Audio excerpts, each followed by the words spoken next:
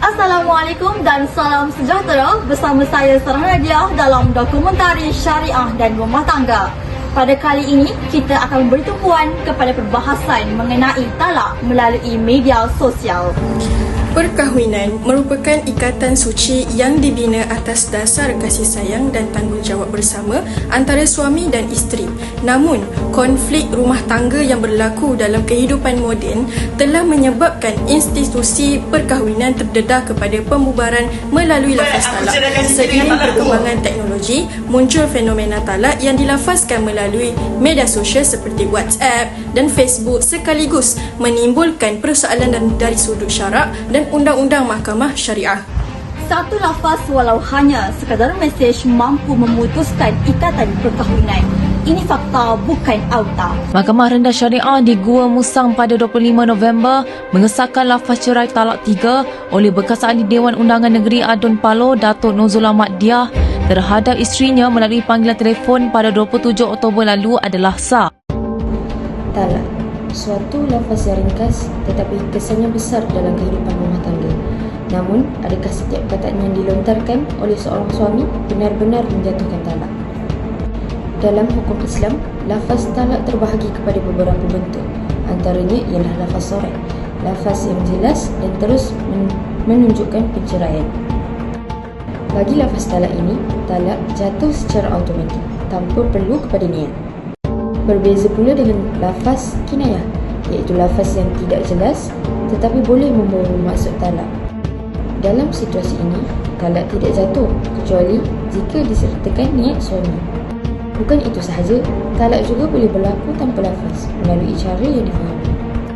Jika seorang suami memberi isyarat yang jelas menunjukkan talak, maka talak tetap jatuh walaupun suami tersebut bukan orang yang bisu.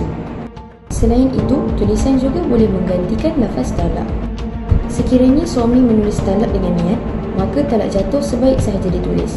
Namun, jika tulisan itu sekadar untuk bertanya atau mendapat pandangan, talak tidak jatuh kecuali setelah dihantar dan diterima isteri atau suami benar-benar mengubah niat.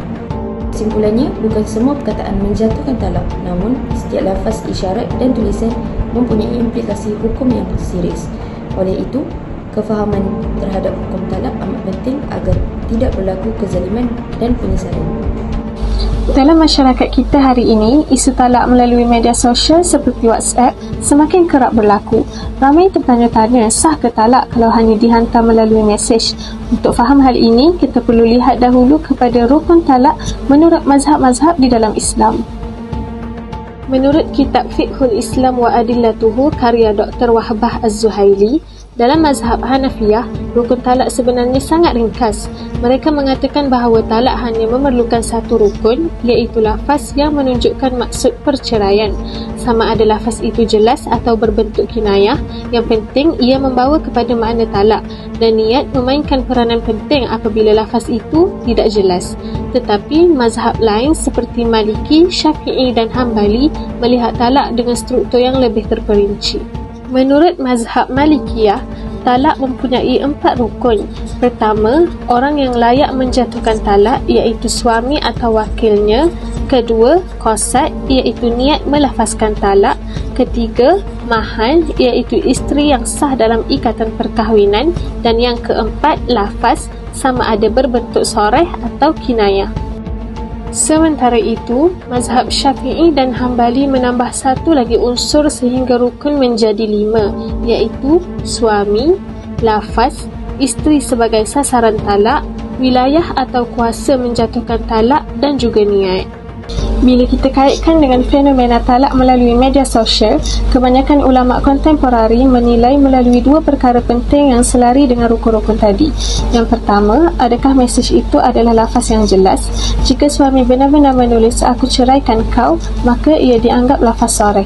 Yang kedua, adakah ia ditulis dengan niat sebenar untuk menceraikan? Jika kedua-dua ini wujud, maka dari sudut fiqh, talak itu boleh dianggap sah walaupun ia dihantar melalui mesej. Cerai ini satu perkara yang berat.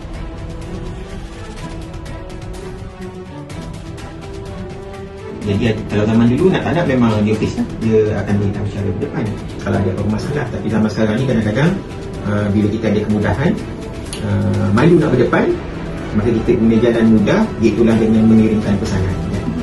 Tapi sebenarnya zaman dulu ulama pernah membicarakan tentang cerai melalui penulisan. Dalam era digital hari ini, perbualan bukan lagi sekadar secara lisan. WhatsApp, mesej dan DM kini menjadi medium komunikasi, termasuk hal yang paling serius iaitu talak.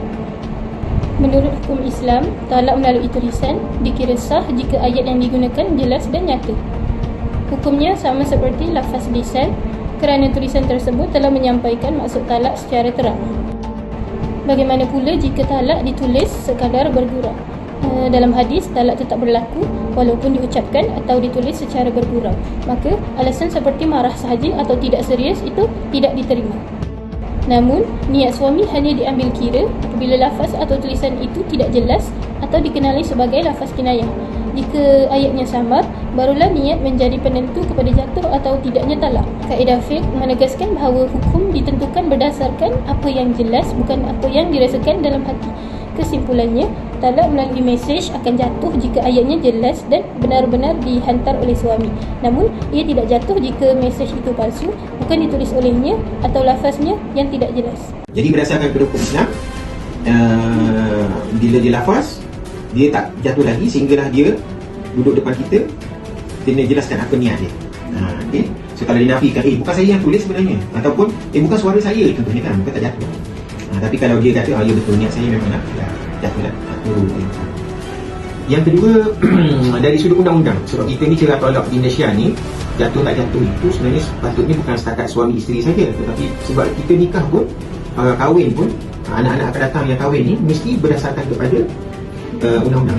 Contohnya kalau kata kalau ada pasangan di Malaysia kahwin di Thailand, walaupun sah perkahwinannya contohnya di Thailand, tapi tetap balik di Malaysia dia kena daftarkan ikut undang-undang Malaysia.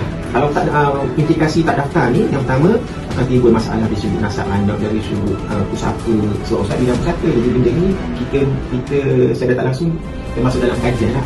Dari sudut jatuh, dia secara kinayah, tapi dari sudut penguatkuasaan, maksudnya masih tetap dia kena lafazkan balik ataupun diulang. Itu terpulang kepada hakim lah. Dengan ini, mahkamah mengisytiharkan perkahwinan ini dibubarkan dengan talak satu. Barulah disabitkan menurut undang-undang di Malaysia. Sekarang ni kalau tak nak pergi mahkamah, dia buat, dia tanggunglah. Jadi Ustaz, kemungkinan punca besar kepada seseorang suami itu melafazkan talak melalui mesej ni, mungkin kerana dia takut ataupun kerana situasi ketika itu memang renggang, jadi terpaksa untuk dia terus menulis kan kiranya lafaz tu. Jadi sebab Ustaz, apakah cara untuk selesaikan soalan ini? Punca yang Ustaz rasa paling besar sekali sebenarnya ialah kurang ilmu pengetahuan sebenarnya. Kalau dia tahu maksudnya dia mendalami agama ni, dia tak akan buat macam tu.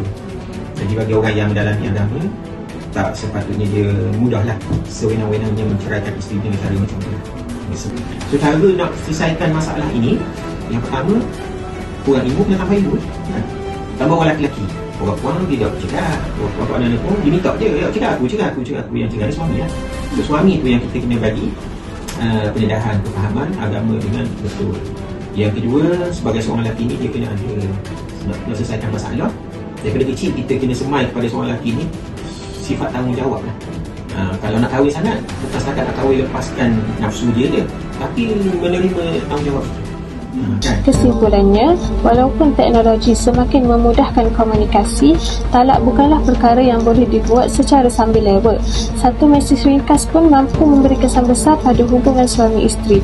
Oleh itu, memahami rukun talak adalah sangat penting, terutamanya dalam dunia digital hari ini.